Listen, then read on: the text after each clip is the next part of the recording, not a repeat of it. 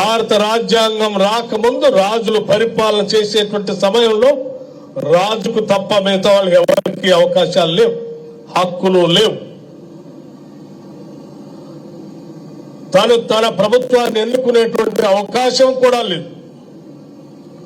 అటువంటి పరిస్థితుల్లో ఉన్నటువంటి అనేక రకాలైన అసమానంతో కూడినటువంటి సమాజాన్ని సమానత్వంతో కూడినటువంటి సామ్యవాద భావజాలంతో పునాదులు వేసుకుంటూ ముందుకు నడపడం కోసం వేసినటువంటి అద్భుతమైనటువంటి గ్రంథమే భారత రాజ్యాంగం. ఆ రాజ్యాంగం ప్రకారమే ఈరోజు దేశంలో ప్రతి పౌరుడు నడుచుకోవాల్సినటువంటి అవసరం ఉంది.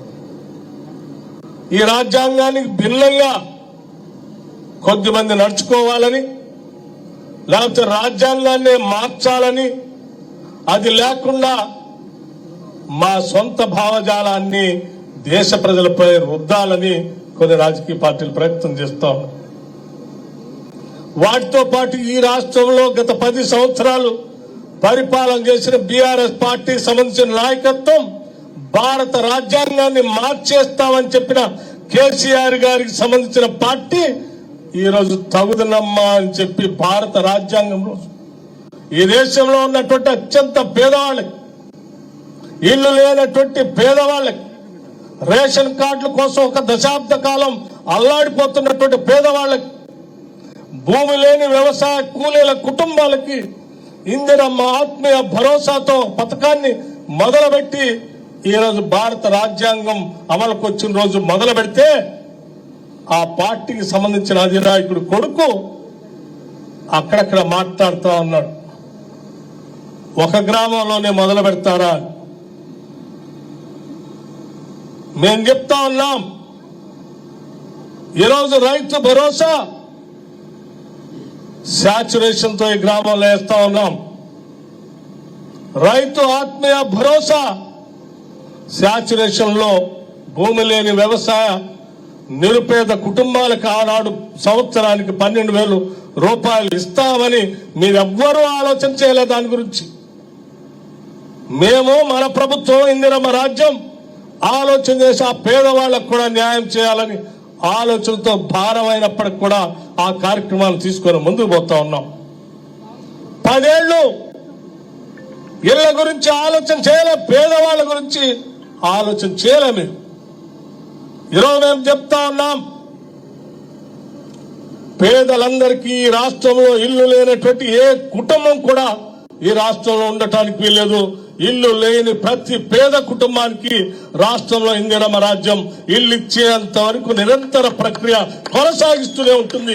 ఇది నాంది మాత్రమే, ఇది అంతం కాదు, ఆరంభం మాత్రమే. రేషన్ కార్డులకు సంబంధించి 10 సంవత్సరాలు,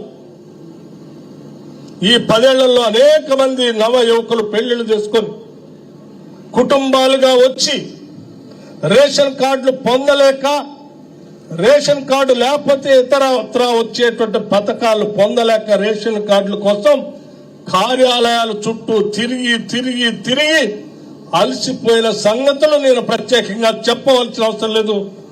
ఆ ఎక్స్ లో పోస్ట్ చేసిన టిఆర్ఎస్ పార్టీకి సంబంధించిన నాయకుడు 10 ఏళ్లు పాలన చేసి రాష్ట్ర ప్రజల గురించి ఆలోచన చేస్తే ఈ రోజు మేము ఇంత పెద్ద సంఖ్యలో రేషన్ కార్డులు ఇవ్వాల్సిన పరిస్థితి వచ్చేది కాదు.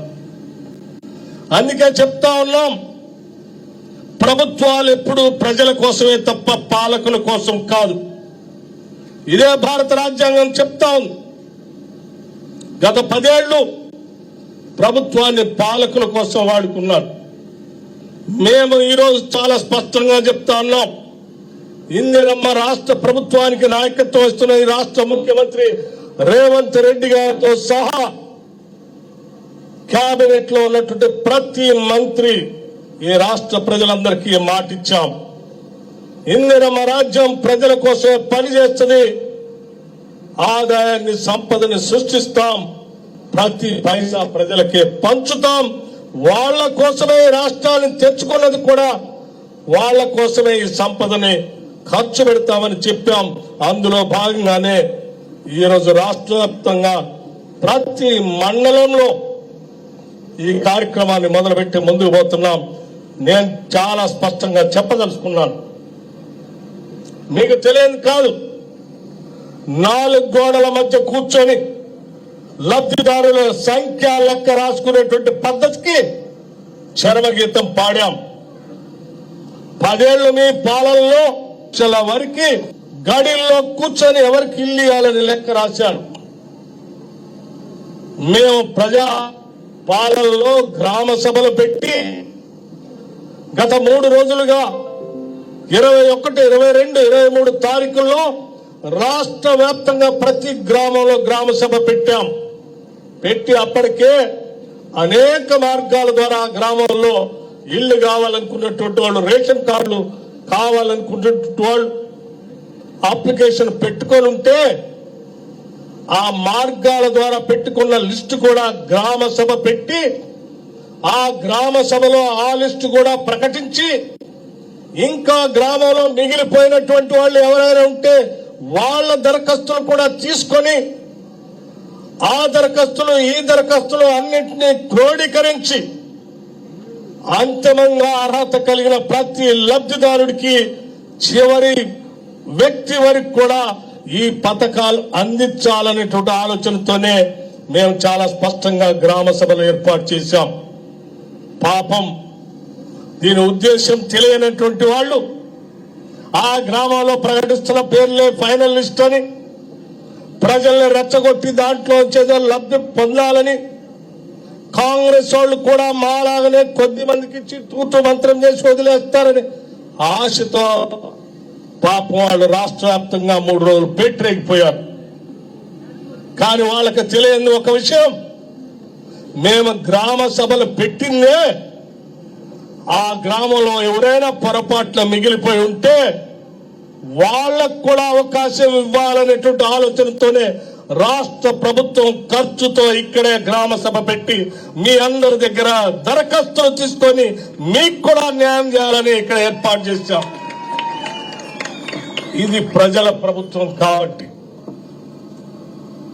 దీంట్లో నుంచి కూడా ఏదో బురద జల్లాలని, పేదలకు మేలు జరగకుండా ఉండాలని కుట్రదారులు ఉంటే ఆనాడే చాలా స్పష్టంగా చెప్పారు.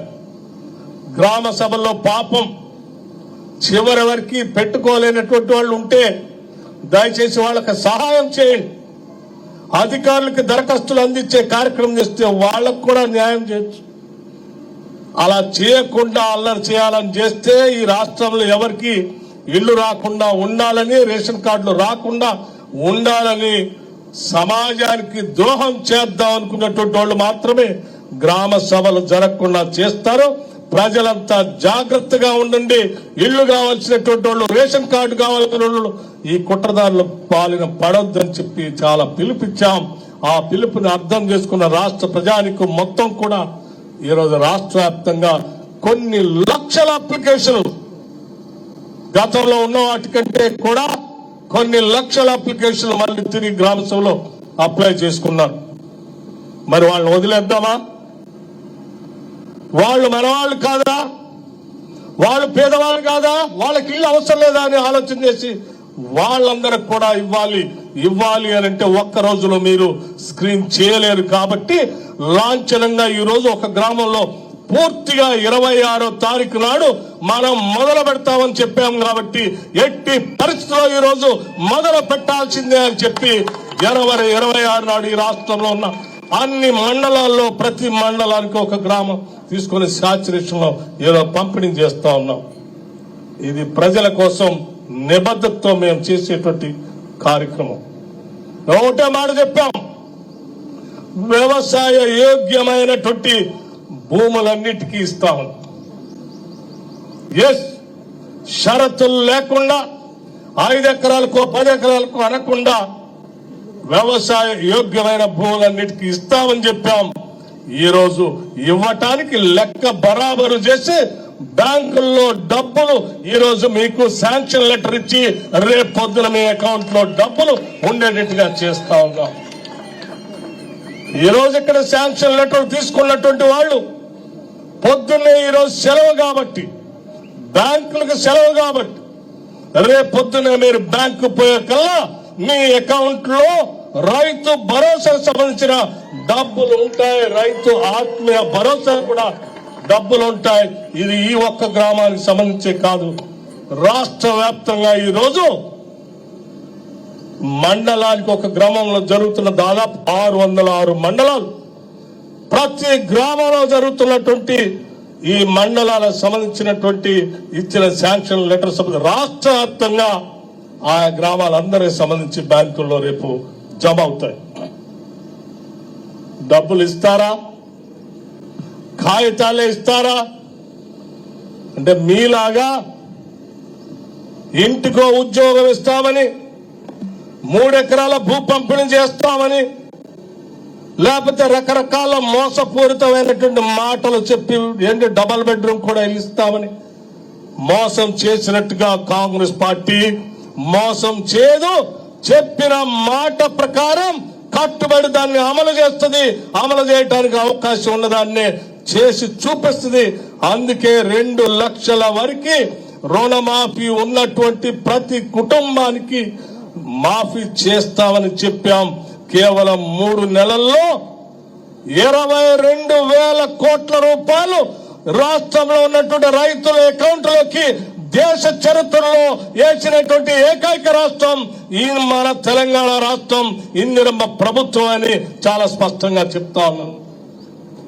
10 ఏళ్లు పాలన చేశాం, 1,00,000 రూపాయలు కూడా రుణమాఫీ చేయలేకపోయాం. మేము 2 లక్షల వరకు చేసి చూపించాం. అంతేకాదు ఈ రాష్ట్ర వ్యాప్తంగా ఉన్నటువంటి మహిళలందరూ ఎక్కడ నుంచి ఎక్కడికైనా బస్సులో ఉచితంగా ప్రయాణం చేయొచ్చు అని చెప్పిన మాట ప్రకారం ఈరోజు రాష్ట్ర వ్యాప్తంగా మహిళలందరికీ ఉచితంగా బస్సులో ప్రయాణం చేసేటువంటి అవకాశాన్ని కల్పి